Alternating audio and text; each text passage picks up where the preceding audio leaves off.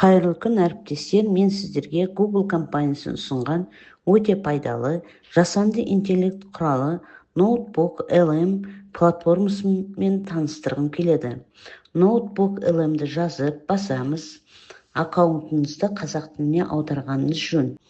Блокнотты ашқаннан кейін керекті дайын файлдарды жүктеп алуға болады. Мысалы, мен Дулат Исабековтың әпке драмасы бойынша файлды жүктеп алдым. Жүктегеннен кейін бірден дерек көздер шығады. Осы дерек көздер бойынша слайдтар жиынтығы, интерактивтік тест, есептер, бейнешолу, аудио, менталдық карта, флеш-карталар, ақпараттық график, деректер кестесін жасауға болады. Мысалы, осы Дулат Исабековтың әпке драмасы бойынша слайдтар жиынтығын жасауды басамын. Слайдтар жиынтығы жасалып жатқан кезде, енді осыған дейін жүктеген блокноттарымды көрсетейін деп едім. Жүктелген материалдар, мысалы, өзімнің сабақ беретін 8-ші сынып қазақ тілі әдебиеті, 7-ші сынып қазақ тілі әдебиеті бойынша, мысалы, Бауыржан Момышұлының Ұшқан ұя повесі, Мұхтар Әуезовтің Көксерек 7-ші сынып бойынша, 10-ші сынып бойынша шашты шығармасын осылай жүктеп алдым. Осы жерде жүктеліп тұр. Осы жүктелген материалдар бойынша дерек көздерді негізге алып, слайд, тест, менталдық карта тағы басқа жасақтадым. Мысалы, Ұшқан ұя бойынша менталды карта дайындалды. Бұл шығарма кейіпкерлері туралы мәлімет беріп қана қоймай, сабақ мақсатына қарай тура және жанама мінездеуде пайдалануға болады. Ал сабақ соңында, мысалы, Бауыржан Момышұлының Ұшқан ұя повесі бойынша 10 сұрақтан тұратын тест тапсырмасын бірден қолдануға болады. Және бұл тестті қайтадан өтуге болатынын көріп тұрсыздар. Енді осы Дулат Исабековтың әпке драмасын жүктедім. Слайд жасақталып жатыр.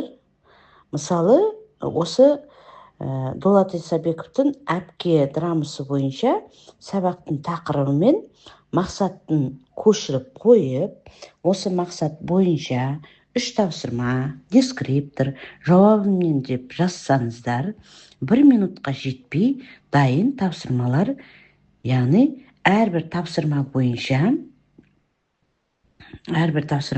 дескриптор, жауабымен үлгісін әзірлеп береді. Көріп тұрғаныңыздай, мені 1-ші, 2-ші, 3-ші тапсырмалар дескриптормен, жауабымен бірге. Әрине, бұл ұстаздың уақытын үнемдейтін тиімді көмекшісі ретінде ұсынып отырмын. Осы бойынша менталды карта, тест жасауға болады. Сол жағымыздағы деректерге байланысты жасақталатын ескергеніңіз жөн. Осы дерек көз бойынша менталды карта жасалды. Мысалы, бауырлары туралы, кімдер олар, қосалқы кейіпкерлер, қандай мінездері бар, немен айналысады, басты кейіпкер Қамажай туралы құрылымдық талдау жасалды. Әпке драмасы бойынша тесті бірден шыға қойды. Сабақ соңында бекітуге байланысты 10 сұрақтан тест өткізіп, балалардың білімін тексеруге болады. Бұл платформаны өзім үнемі тиімді қолданамын. Мысалы, Ұшқан ұя бойынша дайындалған слайдтарға көз жүгіртіңдерші.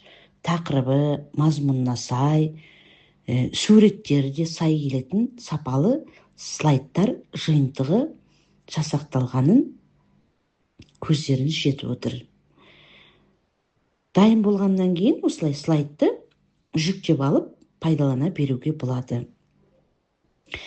Бағанағы әпке драмасы бойынша слайд жиынтығы дайын болды. Шығармалар бойынша талдау жұмыстар дайындалды.